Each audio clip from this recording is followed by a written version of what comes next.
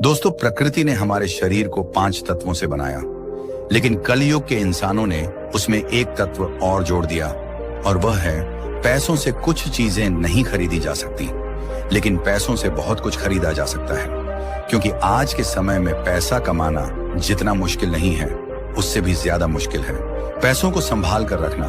बहुत लोग होते हैं जिनके पास थोड़े बहुत पैसे के आ जाते हैं, वह लोग उड़ने लगते हैं, वह लोग पैसों का नियम नहीं जानते हैं।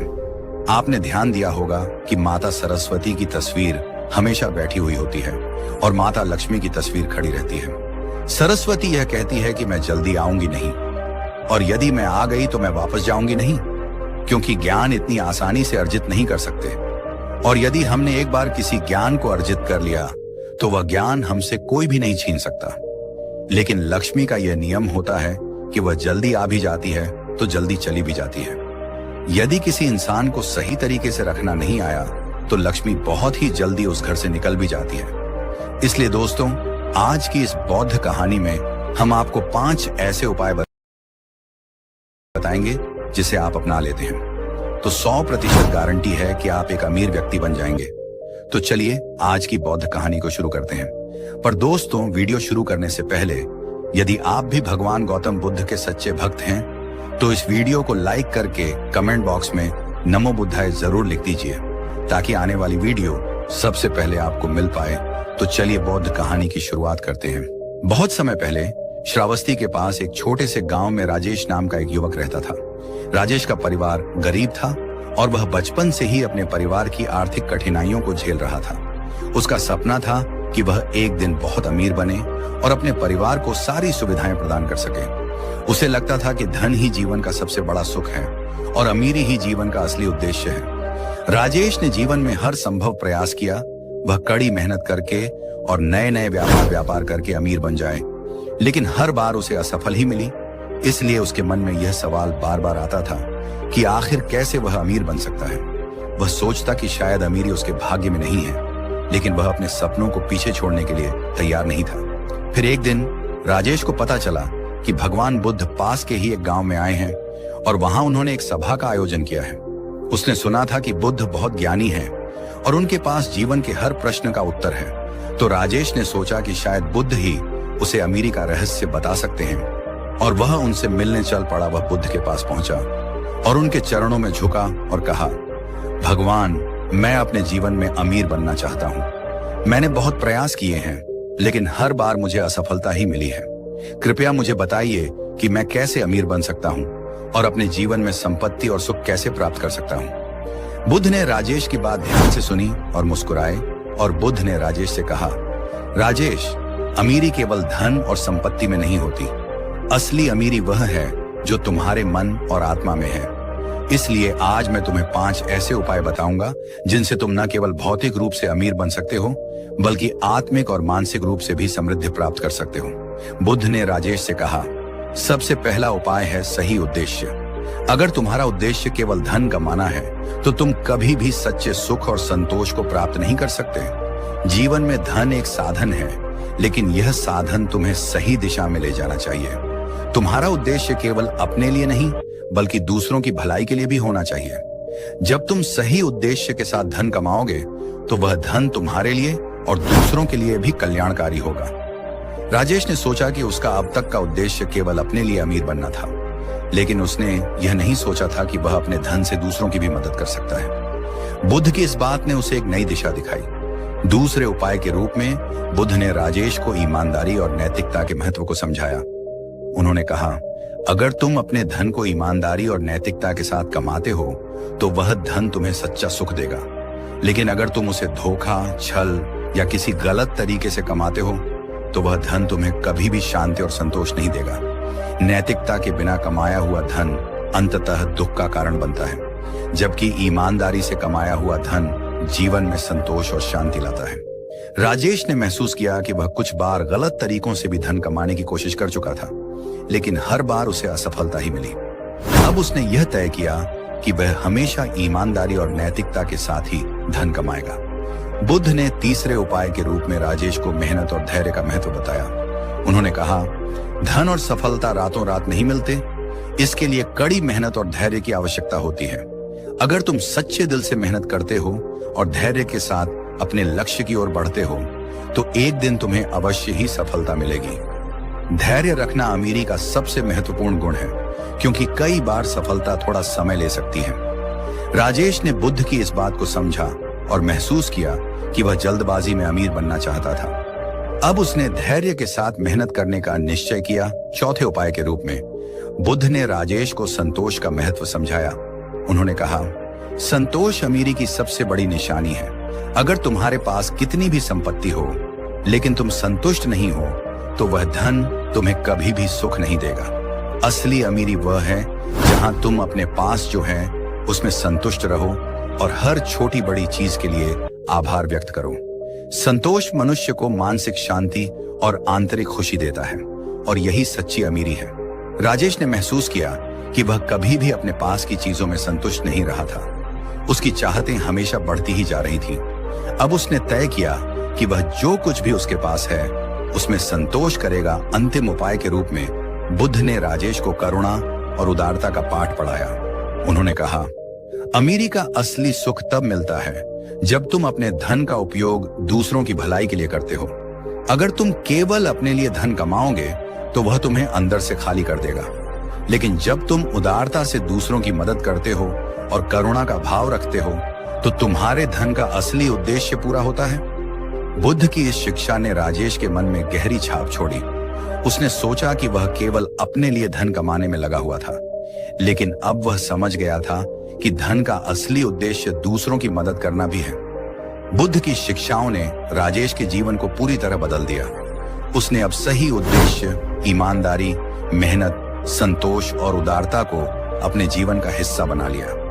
उसने अपना व्यापार फिर से शुरू किया, लेकिन इस बार उसके उद्देश्य में केवल धन कमाना नहीं बल्कि दूसरों की मदद करना भी शामिल था। धीरे धीरे राजेश का व्यापार सफल होने लगा और वह अमीर बन गया। लेकिन अब उसकी अमीरी केवल भौतिक संपत्ति में नहीं थी, बल्कि वह मानसिक और आत्मिक रूप से भी समृद्ध था। वह अपने धन का उपयोग दूसरों की भलाई के लिए करता और अपने जीवन में संतोष और शांति का अनुभव करता। कुछ समय बाद राजेश ने बुद्ध से फिर मुलाकात की और उन्हें धन्यवाद दिया। उसने कहा, भगवान, आपकी शिक्षाओं ने मेरे जीवन को पूरी तरह से बदल दिया है। अब मैं न केवल धनवान हूं बल्कि मुझे सच्ची शांति और संतोष भी प्राप्त हो गया है। आपने मुझे सिखाया कि असली अमीरी केवल धन में नहीं बल्कि मन की शांति और करुणा में है। इस बुद्ध कहानी से आज हमने यह सीखा कि भगवान बुद्ध की शिक्षाएं केवल आध्यात्मिक जीवन के लिए नहीं बल्कि भौतिक जीवन में भी उपयोगी हो सकती हैं। उन्होंने यह सिखाया कि अमीरी केवल धन और संपत्ति में नहीं होती, बल्कि सही दृष्टिकोण, ईमानदारी, मेहनत, संतोष और उदारता में होती है। जब व्यक्ति इन गुणों को अपनाता है तो वह न केवल भौतिक रूप से अमीर बनता है बल्कि मानसिक और आत्मिक रूप से भी समृद्ध होता है। तो चलिए दोस्तों, बढ़ते दूसरी कहानी की और जी की एक सुंदर लड़की की है। कई साल पहले मगध राज्य में माया नाम की एक युवा और सुंदर स्त्री रहती थी। माया का परिवार आर्थिक रूप से कमजोर था और वह बचपन से ही गरीबी और संघर्ष देख रही थी। उसका एक ही सपना था, अपनी और अपने परिवार की गरीबी को समाप्त करना और एक संपन्न जीवन जीना। जैसे जैसे माया बड़ी हुई, उसने देखा कि उसके आसपास के कई लोग धन और समृद्धि का आनंद ले रहे हैं। उनके पास अच्छे घर, सुंदर कपड़े और सुख सुविधाएं थीं। माया को भी ऐसा ही जीवन चाहिए था, लेकिन उसे समझ नहीं आ रहा था कि वह इसे कैसे प्राप्त कर सकती है। उसने कई प्रयास किए, छोटे मोटे काम किए, लेकिन उसकी आर्थिक स्थिति में कोई खास सुधार नहीं हुआ। एक दिन माया ने देखा कि उसकी कुछ सहेलियां बहुत कम समय में धनी हो गई थीं। वे सुंदर कपड़े पहनती, उनके पास महंगे गहने होते और वे हर चीज का आनंद लेती। माया ने उनसे पूछा कि वे कैसे इतने अमीर हो गईं, तो उन्होंने उसे बताया कि उन्होंने यौन संबंधों के माध्यम से धन कमाना शुरू कर दिया है। वे अमीर व्यापारियों और उच्च वर्ग के पुरुषों से मिलती और उनके बदले उन्हें पैसा और महंगे उपहार मिलते थे। माया के मन में भी लालच आ गया। उसे लगा कि यह एक आसान तरीका है जिससे वह जल्दी से अमीर बन सकती है। उसने भी यह रास्ता चुनने का फैसला किया और धीरे धीरे उसने पैसे कमाने के लिए अमीर लोगों के साथ संबंध बनाना शुरू कर दिया। पहले तो उसे बहुत खुशी हुई क्योंकि उसके पास अब पैसे थे और वह अपने परिवार को आरामदायक जीवन देने लगी। उसने महंगे कपड़े खरीदे, एक बड़ा घर लिया और समाज में उसकी पहचान बनने लगी।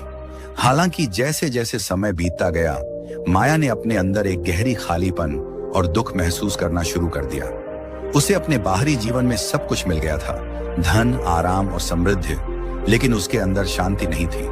उसे यह एहसास होने लगा कि वह अपनी आत्मा से दूर हो गई है और उसका जीवन केवल बाहरी वस्तुओं और इच्छाओं तक सीमित हो गया है। उसे अपने कर्मों पर ग्लानि होने लगी और उसने सोचा कि क्या यही जीवन का असली उद्देश्य है। माया अब मानसिक रूप से अशांत और बेचैन रहने लगी। उसे यह समझ नहीं आ रहा था कि इतनी समृद्धि और सुख सुविधाएं होने के बावजूद वह इतनी दुखी और असंतुष्ट क्यों है। वह दिन रात सोचती रहती थी कि उसे क्या करना चाहिए, लेकिन उसे इसका कोई समाधान नहीं मिल रहा था। एक दिन माया को यह पता चला कि भगवान बुद्ध उनके गांव के पास ठहरे हुए हैं और लोगों को उपदेश दे रहे हैं। माया ने सोचा कि शायद बुद्ध उसकी आंतरिक पीड़ा का समाधान बता सके। उसने साहस जुटाया और बुद्ध से मिलने का निर्णय लिया।